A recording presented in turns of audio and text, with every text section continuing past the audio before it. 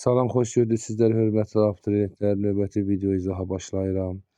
Deməli, Xatan Arxa yaxınlığında Məhəmməd Həsən xan Qacarın hücumuna məruz qalan xanlıq. Biz şərti işarələnmiş ərazini təyin etməzdən əvvəl həmin ərazilərə diqqət etdikdə, deməli, Quba, Şamaxı, Qarabağ, bir də Naxçıvan xanlığı verilir. Deməli, burada biz 3-cü əraziyə baxsaq, 3-cü ərazi Qarabağ xanlığıdır.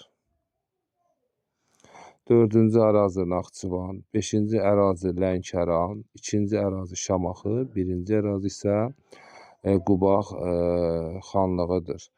Deməli, 3-cü ərazi bizə lazım olan şərti işarələnmiş ərazidə 3-cü ərazidir və testin cavabı B variantıdır. İkinci testə baxaq. Gəncə xanlığının asılı hala salmışdır.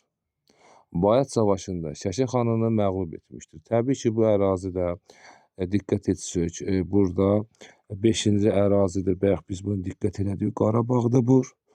3-cü ərazi Urmiya xanlığıdır. 4-cü ərazi Şamaxı, 2-ci ərazi Quba və 1-ci ərazi isə Dərbənd xanlığıdır. Burada da testin cavabı 5-dir.